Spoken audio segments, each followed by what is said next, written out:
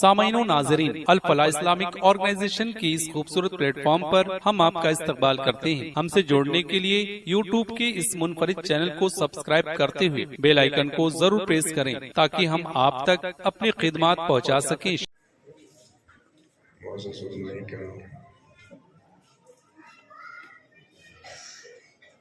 اور اسے مقدس کی بابرکت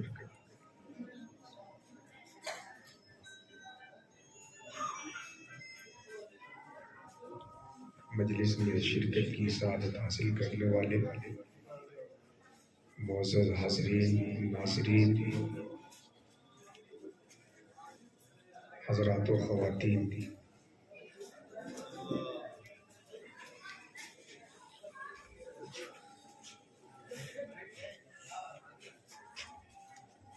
السلام علیکم ورحمۃ اللہ وبرکاتہ۔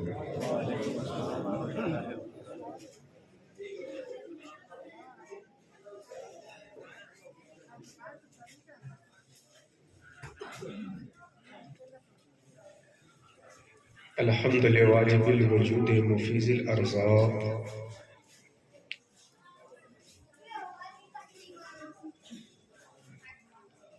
والصلاة والسلام على سید البشر علی الاطلاق،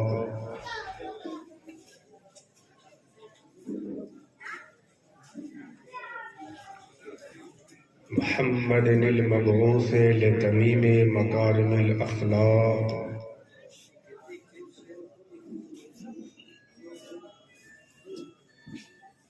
وعلى آله مصابيح الدجى وأصحابه مفاتيح الجؤى، أما بعد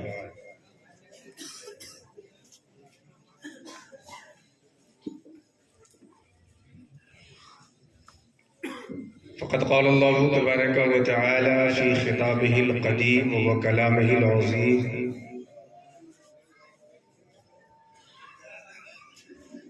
اعوذ باللہ من الشیطان الرجیم، بسم اللہ الرحمن الرحیم۔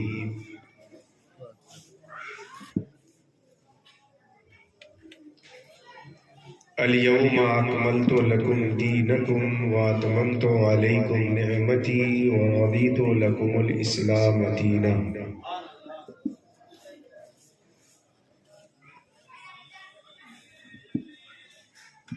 صدق اللہ العلی العظیم وبلغنا رسولہ النبی الامین الکریم۔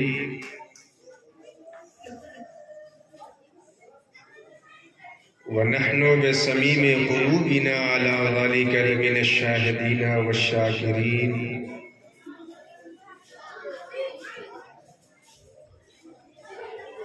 والحمد للہ رب العالمین۔ قابل قدر حاضرین، زائرین، سامعین، عرض و معروض سے قبل انتہائی خلوص و محبت اور عقیدت و احترام کے ساتھ اس یقین کے ساتھ کہ آقا کریم اہل محبت کی درود پاک سماعت فرماتے ہیں، نبی اور آل نبی کی مقدس بارگاہ میں درود پاک پیش کریے، پڑھیے اللہم صلی علی سیدنا حبیبنا شفیعنا مولانا محمد وعلی آل سیدنا محمد کما تحب و ترضی بان تصلی علیہ صلاة تبقى وتدوم بدوام الملك الحي القيوم۔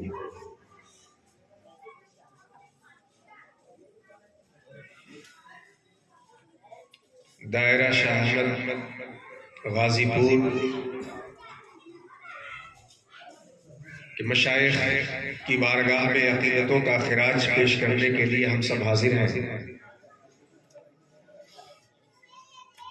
مولا کریم اپنے ان محبوب بندوں کے صدقے طفیل ہم سبوں کی حاضری کو قبول فرمائے، اور جس استقامت اور ثبات قدمی سے ہمارے ان مشائخ نے دین پہ قائم رہ کر زندگی گزار دی ہے، اسی استقامت کی ہم سبوں کو بھی عطا فرما دے۔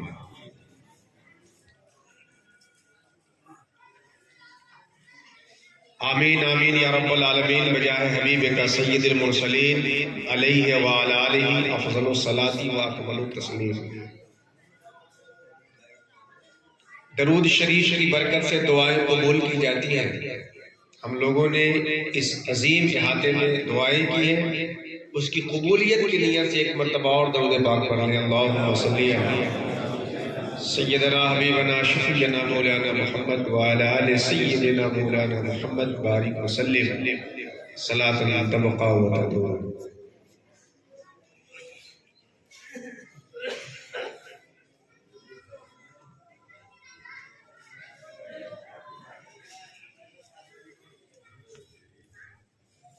بخاری شریف کی ایک روایت ہے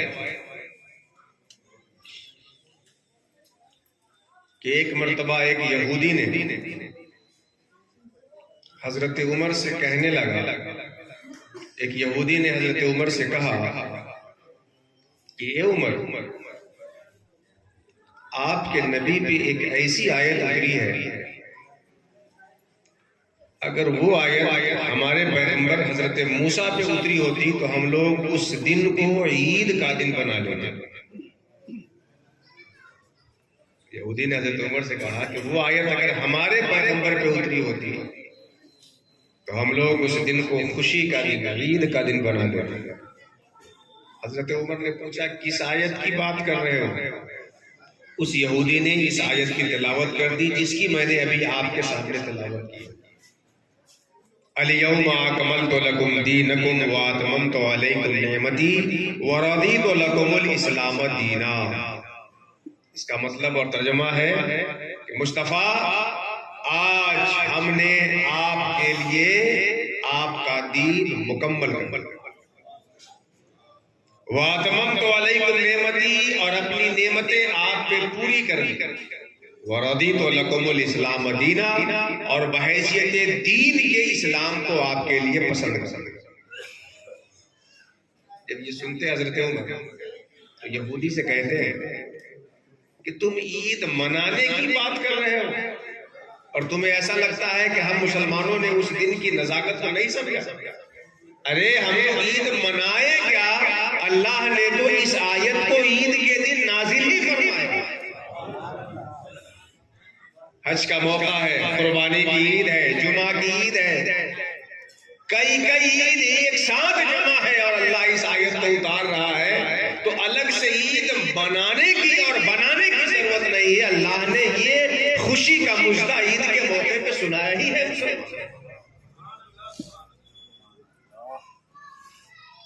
اس آیت کریمہ میں اللہ تبارک و تعالیٰ نے صاف اعلان فرما دیا، اکملت لکم دینکم، ہم نے تمہارا دین تمہارے لیے مکمل کر دیا۔ اللہ کا شکر ادا کریں، ہمارے جسم کا ہر بات زبان بن جائے اور اس نعمت پہ شکر ادا کرنا چاہے تو اس نعمت کا شکر ادا نہیں ہو سکتا جو اللہ نے ہمیں اسلام کی نعمت اور محمد رسول اللہ کی امت میں پیدا فرما کر دیا۔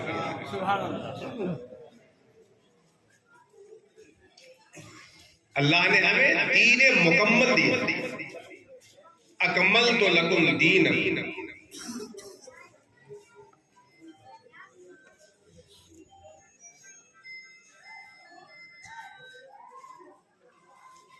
دین کے مکمل ہونے کا ایک معنی تو یہ ہے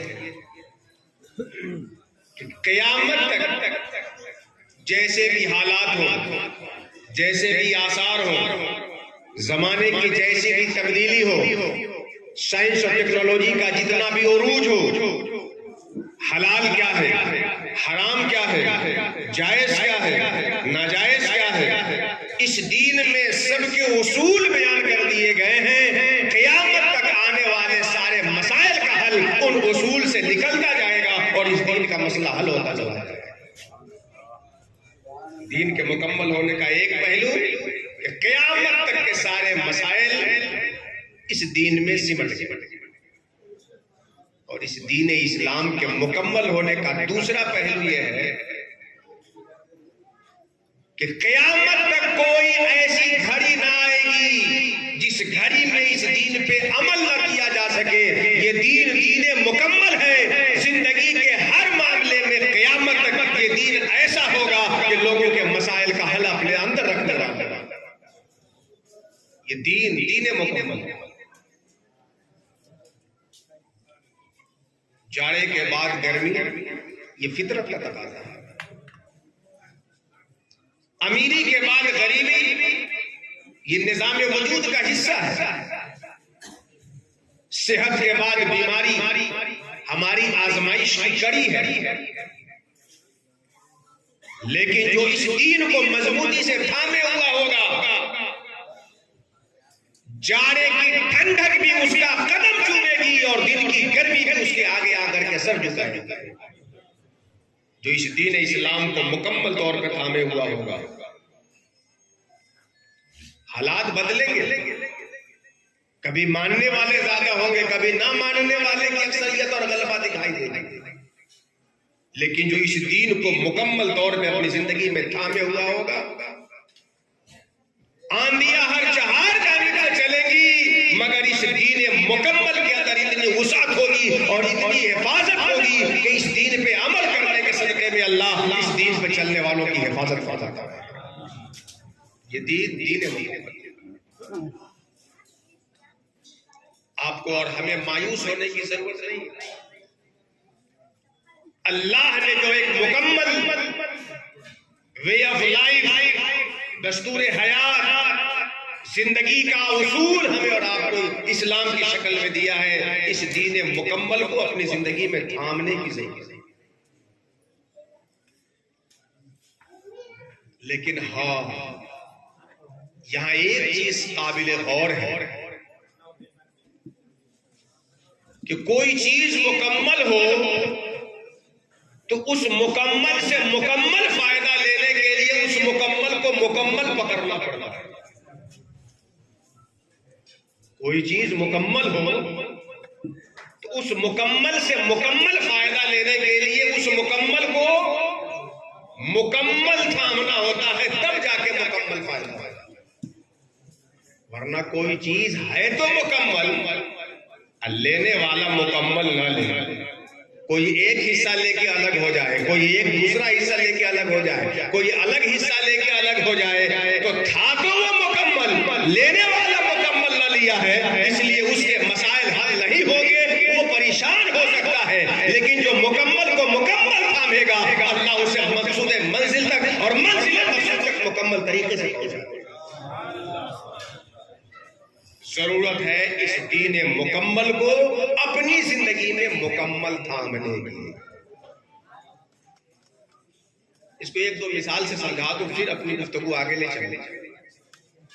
آپ جس گاڑی سے چل کر کے اس دائرے تک آئے ہیں, خانقاہ تک آئے ہیں, وہ گاڑی بالکل مکمل, بالکل اپڈیٹ ہے, تبھی تو آپ چل کے آئے ہیں. لیکن آپ کے انتقال کے بعد آپ کے 4 بیٹوں نے اس کو یوں لیا کہ ایک اس کے ٹائر کو لیتا ہے, ایک اس گاڑی کی سیٹ کو لیتا ہے, ایک اس کی اسٹیئرنگ کو لیتا ہے, ایک اس کے ہیڈ لائٹ کو لیتا ہے.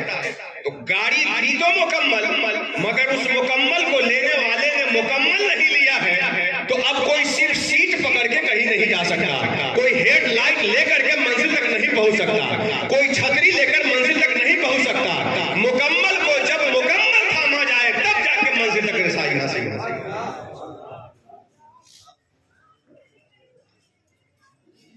باپ کے مرنے کے بعد 2 بھائیوں نے جاتا کی تقسیم یوں کی کہ ایک الگ چکا لیا اور دوسرا الگ چھتری لیا. تو جاتا تھا تو مکمل, جو ذریعے سب درار میں آ جائے, لیکن لینے والوں نے مکمل نہیں لیا تو انہیں جاتا کا فائدہ نہیں ملا. یہ دین مکمل ہے اور ہمیں اس دین کو مکمل طور پہ تھامنا ہوگا. اور مکمل کیسے ملے گا؟ اسی کے لیے تو ہم بزرگوں کے پاس آتے ہیں, اسی کے لیے تو ہم علماء ربانیین کے پاس جاتے ہیں. یہاں ہمیں دین مکمل ملتا ہے, اور جب مکمل دین ملتا ہے تو انسان دنیا میں بھی عزت سے ہوتا ہے, مرنے کے بعد بھی. اس دین کو مکمل تھا. اچھا اس دین کو ہم مکمل تھامیں کیسے؟ بہت آسان مثال دے کر کے میں آپ کو سمجھاتا ہوں کہ اگر آپ ایک محسوس مثال سے اس دین کے اجزاء کو سمجھنا چاہیں تو یوں دیکھیں، ابھی گیہوں کی کھیتی ہو رہی، آپ شہر میں بھی رہ رہے ہوں گے تو کبھی نہ کبھی ایک شہر سے دوسرے شہر جانا ہوتا ہے، پیچھے میں دیکھتے ہیں، اور شہر میں جو لوگ رہتے ہیں دیہات کے حصوں سے ان کا کچھ نہ کچھ تعلق ہوتا ہے، یہ اچھی طرح جانتے ہیں گیہوں کی کھیتی کیسے ہوتی ہے۔ کسان ہل بیل اور اس زمانے میں ٹریکٹر لے کر اپنے زمین پہ جاتا ہے، کھیت جوتتا ہے، زمین میں گیہوں کا دانہ بیج ڈال کر کے زمین برابر کر کے گھر لوٹ جاتا ہے۔ 15-20 روز کے بعد دیکھا کہ جہاں زمین میں دانہ کو دبا کے آیا تھا وہاں سے گیہوں کا پودا نکلا۔ مہینہ 2 مہینہ 3 مہینہ اس کی سینچائی ہوئی، پانی دیا گیا، کھاد دیا گیا، اب وہ فصل تیار، اور 2.5-3-4 مہینے کے بعد کیا دیکھتے ہیں کہ کسان ایک دانہ زمین کے اندر رکھا تھا اور کئی دانوں کے مشتمل بالی زمین کے اوپر لٹک رہا۔ یہی نہ ہوتا ہے؟ آپ بہت دور چلے گئے، شہر میں دیکھیے آم کا پیڑ لگا ہوا ہے یا کوئی اور پیڑ ہے، آم کا پیڑ ہو، امرود کا پیڑ، آپ کے شہر میں کوئی بھی پیڑ ہو، درخت، ایک آم خرید کر کے آپ مارکیٹ سے لائے، بہت زیادہ پکا تھا، آپ نے صحن میں آنگن کے کنارے گڈھا کھودا، آم کو دفن کر دیا۔ مہینہ 2 مہینے کے بعد وہاں سے آم کا پودا نکلا، 2.5-3 سال کے بعد ایک تناور درخت تیار ہو گیا، اور جیسا آم زمین کے نیچے دبائے تھے ویسا ہی آم اس کی ٹہنیوں پہ شاخوں پہ لٹکتا ہوا نظر آئے گا۔ حد تو یہ ہے کہ اگر لال مالدے دبایا ہے، دفن کیا ہے، تو لال مالدے ہی لٹکے گا، اگر سپیا دبایا ہے تو سپیا ہی لٹکے گا۔ یہ پھل اور اس پودے کے 3 بنیادی حصے ہوئے، ایک وہ جو دفن کیا جاتا ہے زمین کے اندر رکھا جاتا ہے جسے بیج کہتے ہیں، دوسرا وہ جو تناور درخت کی شکل میں پھیلتا ہے جسے درخت کہتے ہیں، اور تیسرا وہ حصہ جو پھل ہوتا ہے۔ اگر آپ دین کو سمجھنا چاہیں تو دین کا بھی 3 حصہ ہے، ایک وہ حصہ ہے جو بیج کی طرح ہے، دوسرا دین کا وہ حصہ ہے جو پودے کے درخت کی طرح ہے، ٹہنیوں کی طرح ہے، شاخ کی طرح ہے، اور دین کا تیسرا حصہ وہ ہے جو پھل کی طرح ہے، دین کا وہ حصہ جو بیج کی طرح ہے، ایمان کہلاتا ہے، وہ سینے میں دفن ہوتا ہے، دکھتا نہیں ہے، اور دین کا وہ حصہ جو اعمال کہلاتا ہے، وہ احسان اعمال ہے، وہ شاخ کی شکل میں ہے جو جسم سے ظاہر ہوتا ہے، اور دین کا وہ حصہ جو پھل کہلاتا ہے وہ اخلاق و آداب ہے جو اعمال کے اوپر مرتب ہوا ہے۔ کتنے حصے ہوئے دین کے؟ 3۔ ایک دین کا وہ حصہ جو بیج کی طرح، وہ زمین چیر کر کے اندر رکھنا ہے، اسے ایمان کہتے ہیں۔ تصدیق بالقلب، کس کے اندر تصدیق ہے؟ ہم چشمہ لگا کے بھی نہیں دیکھ سکتے، دوربین سے بھی نہیں دیکھ سکتے، وہ اندر ہے۔ دین کا دوسرا حصہ ہے اعمال، نماز پڑھیے، روزہ رکھیے، غریبوں کی مدد کیجیے، جسم سے عمل انجام دیجیے، اور تیسرا حصہ ہے جو دونوں کی غایت اور دونوں کا نتیجہ ہے، وہ اخلاق و آداب۔ اس کو دوسرے قرآن و حدیث کی زبان میں کہیں تو دین کا 3 بنیادی حصہ، ایمان، اسلام، احسان۔ حدیث اور قرآن کی زبان میں کہیں تو دین کا 3 حصہ، بیج ایمان ہے، اعمال اسلام جو ظاہری اعمال ہے، اور تیسرے احسان۔ اس کو آسان کر کے میں آپ کو صوفیہ کی زبان میں سمجھاؤں تو دین کا 3 حصہ، ایک حصہ وہ ہے جس کا تعلق ماننے اور منوانے سے، دین کا دوسرا حصہ وہ ہے جس کا تعلق کرنے اور منوانے سے، اور دین کا تیسرا حصہ وہ ہے جس کا تعلق دیکھنے اور دکھانے سے۔ دین کے کتنے حصے ہوئے؟ ایک وہ جس کا تعلق ماننے سے ہے اور منوانے سے، اللہ ایک ہے، مانیے، لوگوں سے توحید منوائیے، محمد رسول اللہ صلی اللہ علیہ وسلم اللہ کے رسول ہیں، مانیے، لوگوں سے منوائیے، قرآن اللہ کی کتاب ہے، مانیے، لوگوں سے منوائیے۔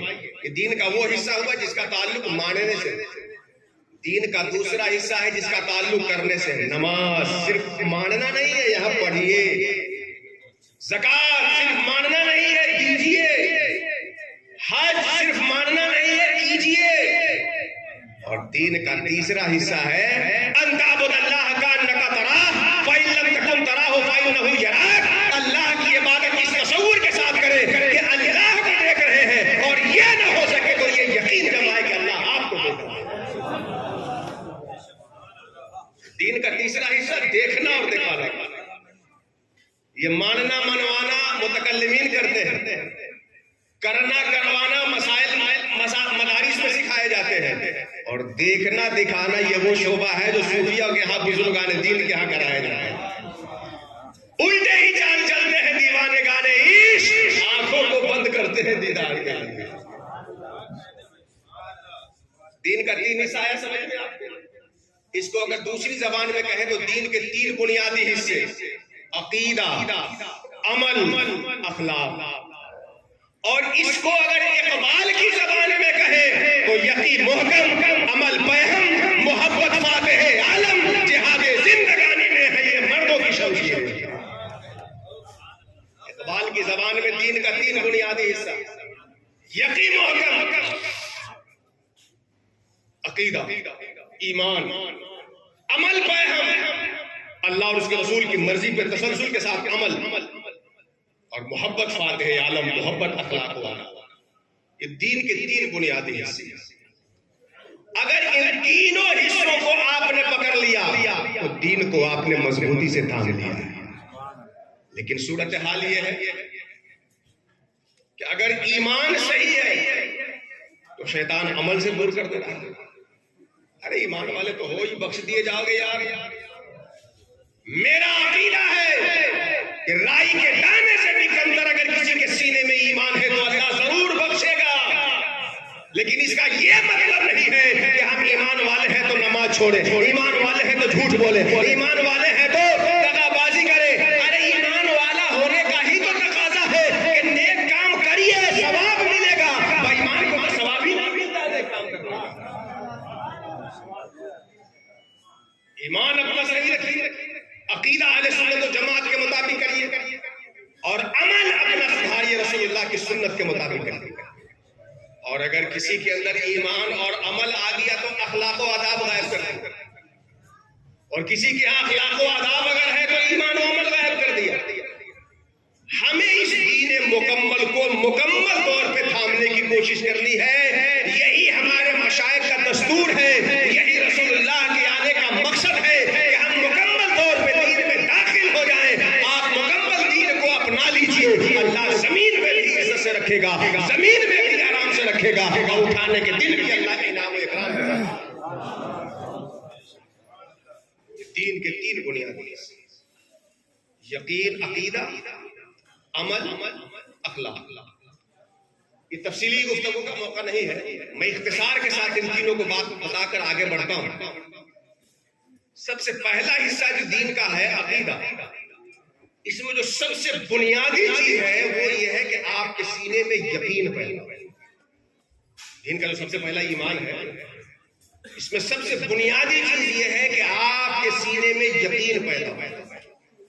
اللہ کے رسول نے کہہ دیا ہے، ہمارے دل کی گہرائی میں وہ بات اتر جائے.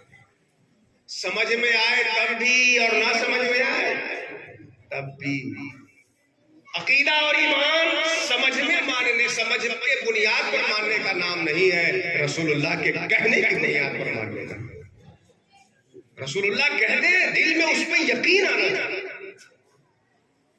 شیخ عبدالحق محدث دہلوی رحمۃ اللہ تعالی علیہ نے تکمیل الایمان میں بڑی پیاری بات کہی کہ جو ماننے کے بعد مانتا ہے، سمجھنے کے بعد مانتا ہے، وہ اپنے عقل میں ایمان لا رہا ہے. ایمان عقل کے ماننے کا نام نہیں ہے، رسول اللہ کے کہنے کی بنیاد پر. بڑی پیاری بات تکمیل الایمان میں شیخ نے فرمائی کہ جو سمجھنے کی بنیاد پر مانا، وہ اپنے عقل میں ایمان لایا. ایمان کا تقاضا تو یہ ہے کہ محمد رسول اللہ کہتے دل میں وہ بات اتر جائے. کیونکہ جو بات سمجھ میں آ جاتی ہے اس میں کہنے والے کا دخل نہیں رہتا.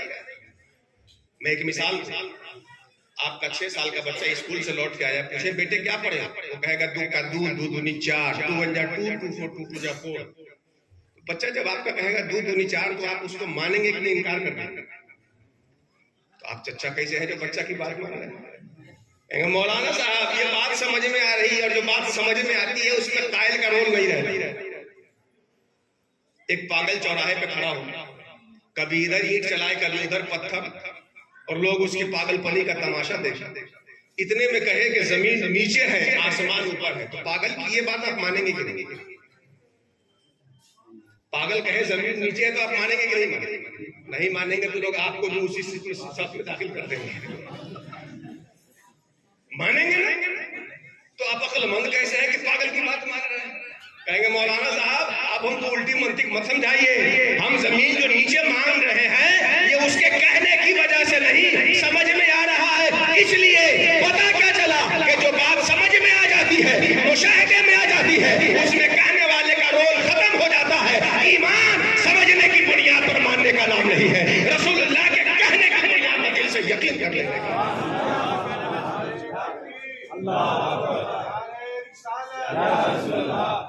مصطفیٰ کہہ دیں دل میں یقین آیا ہے، یقین۔ صحابہ کی زندگی کو اگر آپ اس تناظر میں دیکھیں تو اتنے واقعات ملیں گے رسول اللہ کی باتوں پہ یقین کے، جس کے بیان کے لیے کئی راتیں ناکافی ہو جائیں گے۔ ایمان یقین اصل ہے، اس میں یقین اپنے نہ۔ ہجرت کی رات رسول اللہ حضرت علی کو اپنے بستر پہ لٹا دیا، چلے گئے۔ چاروں طرف سے شمشیر برہنہ لے کر کفار قتل کا ارادہ کیے گردش کر رہے ہیں۔ انسان کا مزاج ہے کہ خوف کا جب عالم ہو تو انسان کی نیند ختم ہو جاتی ہے۔ کل کسی کا آپریشن ہونا ہو، ڈاکٹر کہا ہو کہ آئیے کل کر دیں گے، رات کو نیند نہیں آئے گی جناب، ہر 5 منٹ پہ اس کی آنکھ کھلے گی اور گھڑی دیکھے گی۔ حضرت علی سے کسی نے پوچھ دیا کہ اس رات آپ کو نیند آئی تھی کہ نہیں؟ حضرت علی کہتے ہیں ارے نیند کا سوال کرتے ہو؟ جس اطمینان کی نیند علی کو اس رات آئی زندگی میں کبھی نہیں آئی، کیونکہ نبی نے کہہ دیا تھا امانت ان کے حوالے کر کے مدینہ میں ملنا۔ علی کا ایمان ہے زمانہ بدل سکتا ہے، رسول اللہ کی بات نہیں بدل سکتی۔ جب تک علی مدینہ میں نبی سے مل نہیں لے گا علی کو کوئی مار نہیں سکتا۔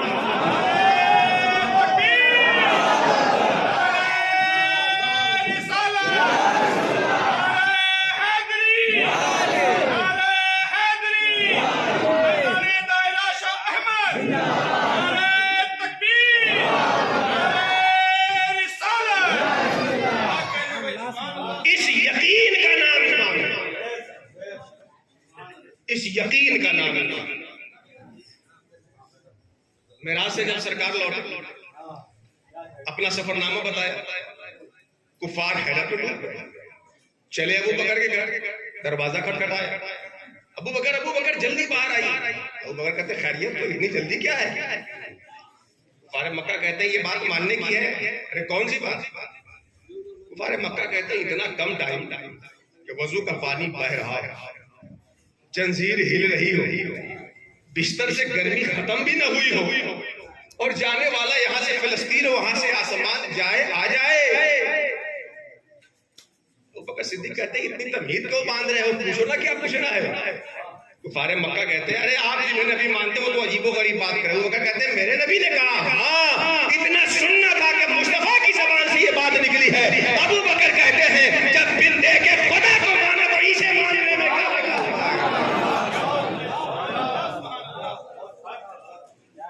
یہ یقین،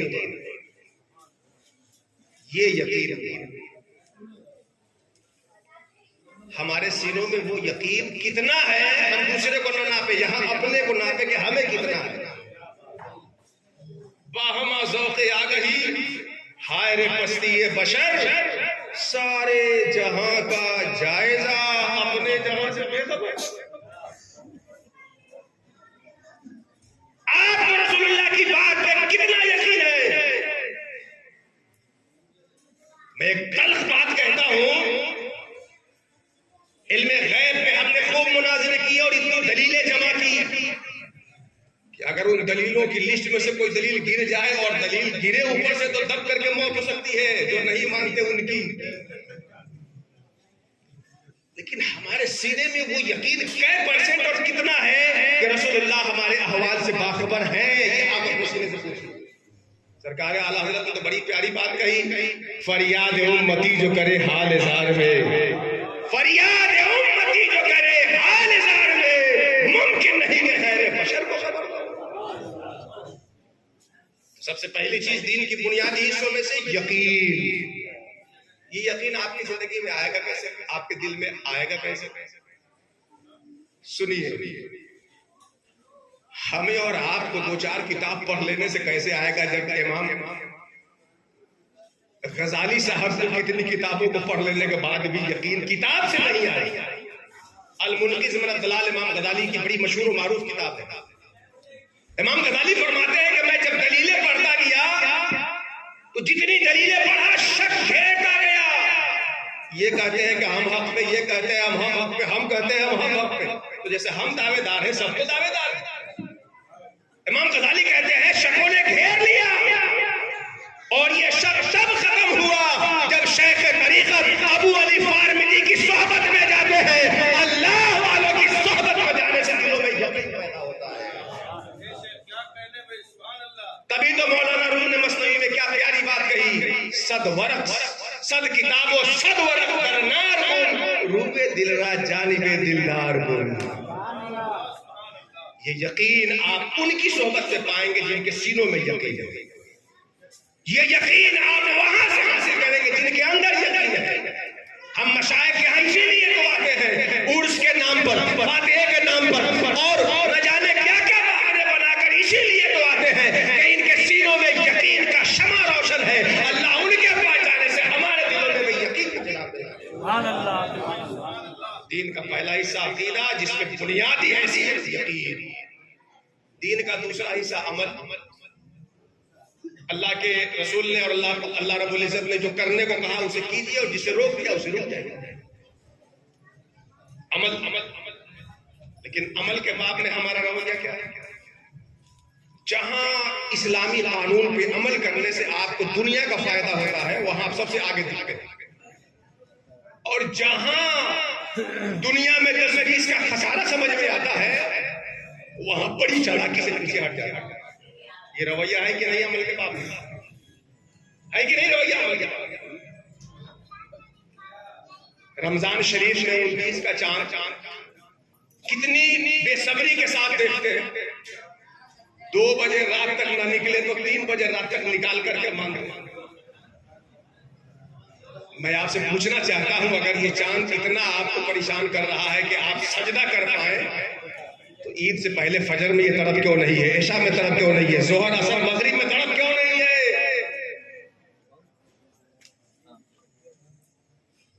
مرغے کی دکان پہ مرغا بنانے والا صبح سے لے کے شام تک ٹوپی لگا کے رہے تاکہ جانے والا دیکھے کہ واقعی یار اپنے ہی آدمی ہے اسی سے خرید. ٹوپی پہننے سے مرغے کی بکری بڑھ جائے گی تو صبح سے لے کے شام تک ٹوپی لگائے. یہ جاڑے میں نہیں مئی جون میں بھی لگائے رہے. اس سے پوچھئے اگر ٹوپی اتنی پیاری ہے تو ظہر میں لگا کے چلے جاؤ، عصر میں لگا کے چلے جاؤ، مغرب میں لگا کے چلے جاؤ، عشاء میں لگا کے چلے جاؤ، اللہ کی بارگاہ میں بھی ٹوپی لگا کے حاضر ہو جاؤ. عمل کے باب میں ہمارا رویہ یہ ہے کہ جہاں دنیا کا فائدہ دکھتا ہے تو وہاں تو کر لیتے ہیں الحمدللہ. پڑھ کے دسترخوان پہ کون سی سنت چھوٹتی ہے؟ پہلے نمکین کھائے گی، پہلے میٹھا، سب یاد کر کے. لیکن آ جائے کوئی مصیبت، آ جائے کوئی پریشانی تو ساری نصیحتیں بھول جاتے، ساری تقریریں فراموش کر. عمل کے بعد میں ہمارا رویہ یہ ہونا چاہیے اللہ نے جو کہا ہے کرو، ہمیں کرنا ہے، اور اللہ نے جس سے روک دیا ہے ہمیں رک جانا ہے. نہ دنیا کی لالچ اللہ کے قانون سے ہمیں ہٹا سکے، نہ دنیا کا کوئی غم اللہ کی رسی سے ہمیں. بزرگوں نے بڑی پیاری بات کہی ہے، من عرف نفسہ فقد عرف ربہ. جو خود کو پہچانتا ہے وہ خدا کو پہچان لیتا ہے. ذرا کبھی آپ نے اپنے کو پہچاننے کی کوشش کی ہے؟ ہم تو اپنے آپ کو پیسہ کمانے کی مشین سمجھ بیٹھے ہیں. چلو تو پیسہ، بولو تو پیسہ، رو تو پیسہ، دھو تو پیسہ، ہنسو تو پیسہ، نہ دو تو پیسہ، دشمنی کرو تو پیسے کے لیے، دوستی کرو تو پیسے کے لیے. ہم نے کیا بنا لیا اپنے کو؟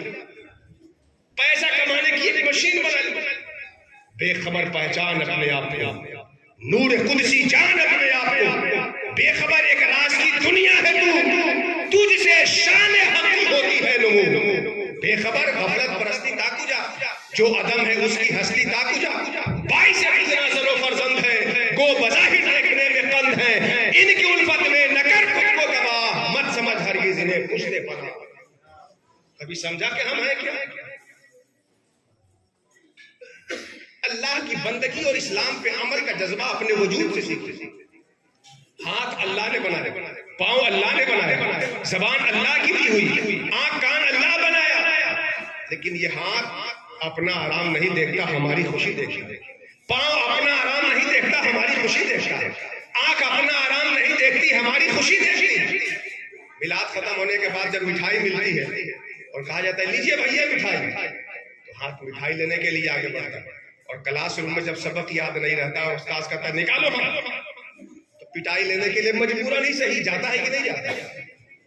ہاتھ یہ نہیں دیکھتا کہ مٹھائی مل رہی ہے کہ پٹائی، ہاتھ یہ دیکھتا ہے کہ روح کس میں خوش ہو رہی ہے، پاؤں یہ دیکھتا ہے روح کس میں خوش ہو رہی ہے، زبان یہ دیکھتی ہے روح کس میں خوش ہو رہی ہے۔ جیسے آپ کا جسم اپنا آرام اور اپنی تکلیف نہیں، آپ کی خوشی دیکھتا ہے، آپ اللہ کی رضا دیکھ کر زندگی میں عمل کرنے والے ہیں۔ اللہ نے جن کاموں کا حکم دیا ہے اسے کیجیے، اور جن کاموں سے روک دیا اسے نہیں۔ تیسرا ہی حصہ دین کا کیا تھا؟ اخلاق۔ یہ اخلاق تو ہمارے یہاں سے بالکل عنقا کی طرح ہوتا چلا گیا، صوفیاء کے ہاں بزرگوں کے ہاں جو باقی ہے باقی تو بالکل ختم۔ حد تو یہ ہو گئی کہ اخلاق پہ تقریر کرنا کسی اور کی نشانی سمجھنے لگے لوگ، توحید پہ بولنا کسی اور کی علامت جاننے لگے لوگ۔ اخلاق دین کا وہ حصہ ہے جو دین میں پھل کی طرح ہے، دین میں پھل کی طرح ہے۔ آپ کھیتی کرتے ہوں گے، دیکھا ہوگا آپ نے، بیج کیوں ڈالتا ہے کسان؟ تاکہ پھل تیار ہو۔ پانی کیوں دیتا ہے؟ تاکہ پھل تیار ہو۔ ہوا پانی اور بکریوں سے کیوں اس کی حفاظت کرتا ہے؟ تاکہ پھل تیار ہو۔ ایمان بھی پھل تک لے جانے کے لیے ہے، اور اعمال بھی پھل تک لے جانے کے لیے ہے۔ میں ایک دو مثال دوں، ان الصلاۃ تنہی عن الفحشاء والمنکر، نماز عبادت تو ہے ہی، اس کے ساتھ ساتھ تمہیں برائیوں سے روکنے کا بھی کام دیا۔ روزہ عبادت تو ہے ہی، لیکن اس لیے فرض ہے کہ تم متقی بن سکو۔ زکات عبادت تو ہے ہی، لیکن غریب کو کھلانے کا تمہارے اندر ایک جذبہ آ سکتا۔ اخلاق آداب ہمارے بیچ کیسے رخصت ہو گئے؟ بھتیجا چچے کا مذاق اڑا رہا تھا، اب تو حد ہو گئی، شاگرد استاد کی عادت کرنے سے دور ہو گیا۔ رسول اللہ فرماتے ہیں جو ہم میں سے بڑوں کی عزت نہ کرے، چھوٹوں کو شفقت نہ کرے، وہ ہمارے طریقے پہ نہیں ہے۔ ہم دیکھتے ہیں کہ یہ ہمارا بچہ ہے تو شفقت کرو، اور کسی اور کا بچہ ہے تو ٹال دو۔ بچہ آپ کا بچہ ہے اس لیے شفقت کرنا ہے نہیں، بچہ ہے اس لیے شفقت کیجیے اس کے اوپر۔ بڑا آپ کا باپ ہے، آپ کے گھر کا بڑا، اس لیے عزت کرنا نہیں، بڑا ہے اس کے بڑے پن کی وجہ سے اس کی تعظیم کیجیے۔ لیکن حد کیا ہے، صورتحال کیا ہے؟ آپ تو آپ ہیں، میری تقریر ہوگی، ہمارے بعد ایک اور تقریر ہو جائے اور ہم سے دھماکے دار ہو جائے، اب ہم ہی دونوں میں شروع۔ بات سمجھ میں آ رہی کہ نہیں؟ اللہ رب العزت ہم تمام لوگوں کو نفس کی غلاظتوں سے، شرارتوں سے محفوظ رکھے۔ شروع سچ کہا جا رہا ہے کہ آدمی اس زمانے میں اپنی پریشانی سے پریشان کم اور دوسرے کی خوشی سے پریشان زیادہ ہے، حسد میں چلے جاتے ہیں۔ اخلاق آپ اپنے اندر کیسے لائیں؟ اس کے لیے ایک بات بتا کے اپنی گفتگو آگے لے جائیں۔ اخلاق آپ کے اندر کیسے آئے؟ اخلاق آپ کے اندر تب آئے گا جب آپ سب سے کمتر اپنے آپ کو جانیں گے۔ آپ کے اندر اخلاق کب آئے گا؟ جب آپ سب سے کمتر جانیں گے۔ آپ عرس کی تقریب میں بیٹھے ہیں، مشائخ سے جڑ کر کے بیٹھے ہیں، بڑا فرق ہوتا ہے کہیں اور جانے میں اور بزرگوں کے ہاں جانے میں۔ کہیں اور جانے سے آدمی اپنا کمال دیکھتا ہے، اور بزرگوں کے ہاں جانے سے آدمی اپنا عیب دیکھنے کی کوشش کرتا ہے۔ آپ دائرے میں عرس کی تقریر میں ہیں، کم سے کم یہاں سے جانے کے بعد ایک جذبہ اپنے سینے میں رکھے کہ ہم جس مسلمان بھائی کو دیکھیں اپنے سے بہتر اس کو سمجھنے کی کوشش کریں۔ لیکن ہوتا کیا ہے، ہم تو مفتی صاحب ہیں، آپ ہمارے پتلے کیوں ہوں، اور آپ الگ مسکرا رہے ہیں. ارے آج جتنا آپ بک لیجیے، کل ہم ہی تو اب زکات دیے تھے تو مدرسہ میں آپ پڑھے تھے. ادھر ڈاکٹر صاحب الگ مسکرا رہے ہیں کہ ابھی آواز پھنس جائے گی تو ہمارے پاس ہی نسخہ لینے پہنچیے گا. ہر آدمی اپنا اپنا کمال لیے اپنی اپنی دنیا میں مگن. ہم آپ کی خوبی دیکھیں، آپ ہماری خوبی دیکھیں. آپ قوم کی خدمت دوسرے جہاز سے کر رہے ہیں، ہم دوسری جہاز سے کر رہے ہیں. آپ تعظیم اس لیے کریں کہ علماء ہے، دن رات قال اللہ قال رسول میں لگے ہیں، اور ہم اس لیے تعظیم کریں کہ آپ مخلص ہیں اور آپ اپنے خلوص سے اپنی دولت کو دنیا کے استعمال کرنے کے بجائے اللہ والوں کو خرچ کر کے دنیا کما رہے ہیں اور اللہ کی حاصل کر رہے ہیں. ہر آدمی دوسرے کا کمال دیکھے اور اپنے کو کم تر سمجھے. تو اخلاق وہاں سے شروع ہو. شیخ عبدالحق محدث دہلوی کی ایک بات اس کے حوالے سے بتا کے بات آگے لے جاؤں. عبدالحق محدث دہلوی فرماتے ہیں کہ اگر چور میرے پاس لایا جائے، اس کا جرم ثابت ہو جائے تو حد شرع ہاتھ کاٹنا ہے چور کا.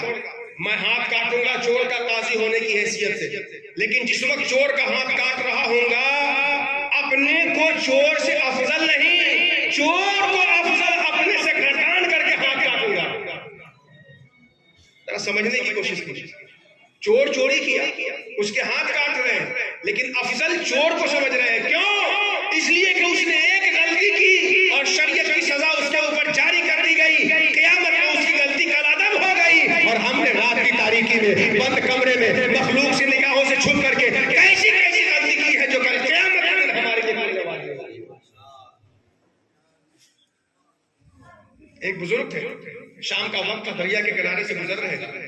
دیکھا کہ ندی کے کنارے ایک نوجوان بیٹھا ہے اور بغل میں ایک عورت ہے، سامنے ایک بوتل ہے. ان کے دل میں خیال آیا پروردگار میں تو گنہگار ہوں مگر اس سے تو بہتر ہوں نا. ایک خاتون کو لیے بیٹھا ہے، شراب کی بوتلیں سجایا ہے. یہ خیال آیا. اچانک ندی کے اس کنارے سے کشتی آ رہی تھی. بیچ دریا میں جب کشتی آتی ہے تو ڈوبنے لگتے. سارے لوگ کشتی میں جو سوار تھے بچاؤ بچاؤ کی آواز لگانے لگتے. بزرگ کہتے ہیں کہ میں تو کبھی تیرا نہیں تھا، تیرنا جانتا نہیں تھا، ہمت نہ ہوئی بچانے کی. لیکن اس نوجوان کو دیکھا کہ بوتل پھینکا، خاتون کو سائڈ کیا اور کشتی کو ڈوبنے سے بچانے کے لیے دریا میں چھلانگ لگایا اور ڈوبنے والے ایک ایک شخص کی انگلی پکڑ کے باہر کھڑا کر دیا اس نے. اور پھر میری طرف مسکرا کے کہا حضرت وہ عورت میری بیوی ہے اور بوتل میں پینے کے لیے پانی تھا، اور آئندہ کسی کے بارے میں غلط خیال نہیں کرنا چاہیے. وہ بزرگ کہتے ہیں کہ جب اس نے یہ بتایا کہ یہ عورت میری بیوی ہے، بوتل میں پینے کا پانی ہے، تو ایسا لگا جیسے زمین پاؤں کے نیچے سے کھسک گئی ہو. ارے میں تو اس سے بہتر سمجھ رہا تھا، مگر کتنا اعلیٰ نکلا کہ ہزاروں اور کتنے متعدد بندگان خدا کی جان کو بچانے کا ذریعہ بنا، اور میں تماشا کھڑا دیکھا.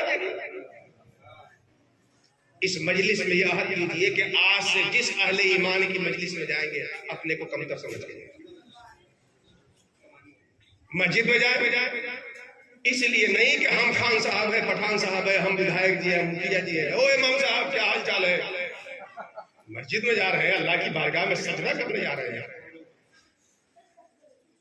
اس نیت سے جائیے کہ مسجد میں 10 لوگ آتے ہیں نماز پڑھنے، میری نماز تو خشوع والی نہیں ہے. اللہ کسی خشوع والے کی نماز کے ساتھ نماز پڑھنے کی برکت سے ہماری نماز بھی قبول کرتا ہے. اس مجلس میں آئے اور زوردار نعرہ نہ لگے تو وہیں سے ٹینشن بڑھ جاتا ہے. اتنی لمبی ٹوپی لگا کے آئے، جوبہ لگا کے، آپ لوگ نعرہ بھی نہیں لگایا ہمارے بات سمجھ میں آ رہی. ہم جیسے لوگوں کو اور اس فکر کے لوگوں کو سمجھنا چاہیے کہ سبحان اللہ میں اللہ کی پاکی کا بیان ہوتا ہے، آنے والے مقرر کی پاکی کا بیان نہیں ہوتا. ہم اس مجلس میں اس لیے آئے کہ اتنے لوگ جمع ہیں، کوئی بھی ایسا ہوگا جو اللہ کو محبوب ہوگا، اس کے ساتھ اس رات میں بیٹھنے کی وجہ سے اللہ قیامت میں ہماری اس جذبے کے ساتھ اہل ایمان دین کے 3 بنیادی حصے ہوئے: عقیدہ، عمل، اخلاق. دین پہ آپ عمل کرنے کے لیے کریں کیا؟ سب سے پہلی چیز تو یہ دارالعلوم قادریہ ہے، اور اس میں لنگر قادری نہ بتے تو کام نہیں بنے. الفتح الربانی حضور غوث پاک کے ملفوظات کا مجموعہ ہے، وائس کا مجموعہ ہے. الفتح الربانی کے اندر شیخ عبد القادر محبوب سبحانی شیخ عبد القادر جیلانی رضی اللہ تعالیٰ عنہ نے بڑی پیاری بات کی، اور اس کو آپ گرہ باندھ کے لے جائیے. دین پہ چلنے کے لیے سب سے پہلے آپ کو کیا کرنا ہوگا؟ شیخ عبد القادر فرماتے ہیں کہ اللہ کا جو فیصلہ ہے اس سے تم راضی ہو جاؤ، تمہیں دین پہ چلنے کا شعور آ جائے. گرہ باندھ لیجیے.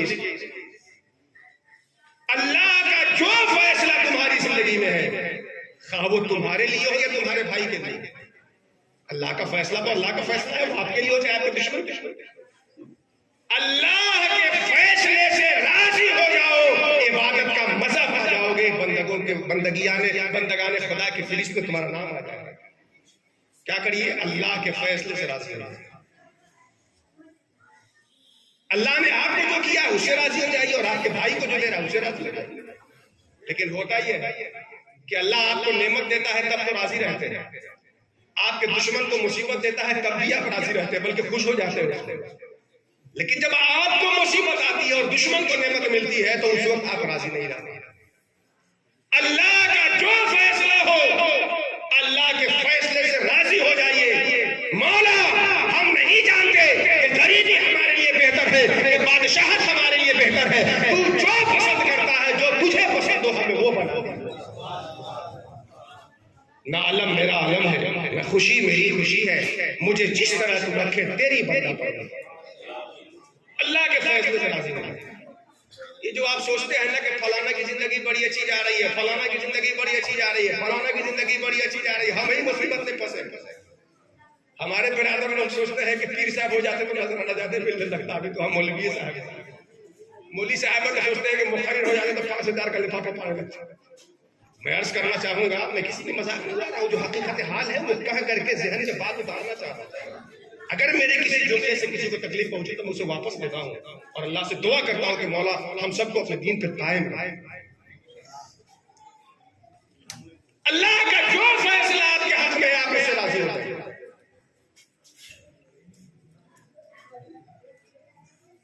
ایک اسٹول کلر تھا، پہاڑ سے پتھر کاٹ کر کے لاتا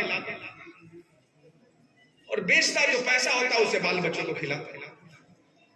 وہ سنگ تراش ایک دن پتھر تراش کے روڈ کے کنارے رکھا تھا.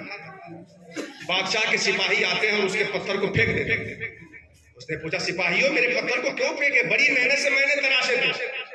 سپاہیوں نے کہا یہاں سے بادشاہ کو گزرنا ہے، راستہ صاف ہو رہا ہے، ہٹاؤ یہاں سے. جب اس نے دیکھا کہ میری محنت سے تراشے پتھر بادشاہ کے گزرنے کے لیے پھینکے جا رہے ہیں، اس نے دعا کی پروردگار ہم کب تک پتھر کاٹتے رہیں گے؟ ہمیں پتھر نہیں کاٹنا، اب تو ہمیں بادشاہ بننا. اللہ نے فضل فرمایا اسے بادشاہ ہو گیا. ایک روز اپنے وزیر کے ساتھ شکار کرنے گیا. ایک شکار کا پیچھا کرتے کرتے دوڑتے دوڑتے اتنا تھک گیا کہ پسینے میں شرابور ہو گیا. درخت کے سائے میں چھپ کے بیٹھ گیا. کبھی خود کو دیکھتا کبھی سورج کو دیکھتا. اے سورج، اتنی ہمت تیرے اندر کہ ہمارے ملک میں رہتے ہوئے تو ہمارا پسینہ چھڑا دے. پروردگار ہمیں بادشاہ نہیں رہنا، اب ہمیں سورج بنا. اللہ نے اسے سورج بنا دیا. جب وہ سورج بن گیا تو اس کی روشنی چہار عالم میں پھیلنے لگی. لیکن جب بادل آتا تو اس کی روشنی نہیں پھیل پاتی، رک جاتا. پروردگار بادل کی اتنی طاقت کہ ہماری سورج کی روشنی کو روک دے. ہمیں سورج نہیں لانا ہے جو بادل سے ہار جائے، بادل بنا دے جو سورج کو مغلوب کر. اللہ نے اسے بادل بنا دیا. اب جب بادل بن گیا تو گھومتا، لیکن جب پہاڑ سے مقابلہ ہوتا تو منتشر ہو جاتا، اس کا وجود ختم ہو جاتا، بگڑ جاتا. پروردگار اب ہمیں بادل نہیں لانا ہے جو پہاڑ سے ختم ہو جائے، ہمیں پہاڑ بنا. جب پہاڑ اللہ نے بنا دیا تو اسی کے برادری کے لوگ جو پتھر کاٹنے والے تھے آتے ہیں اسے ہاتھ پاؤں کاٹ کے لے جانے لگے. اب کہتا پروردگار ہمیں پہاڑ نہیں بننا ہے، پہاڑ کاٹنے والا بنا دیا پہلے پہ.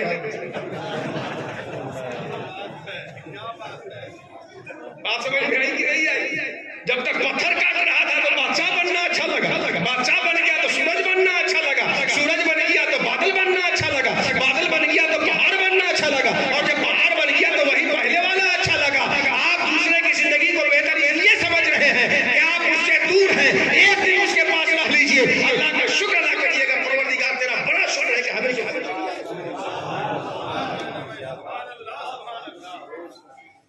گاؤں کے رہنے والے ایک دوست، دو دوست شہر پہنچے. मल्टी स्टोरी बिल्डिंग को देखा, 10-10, 20-20 मंजिला बिल्डिंगें खड़ी है।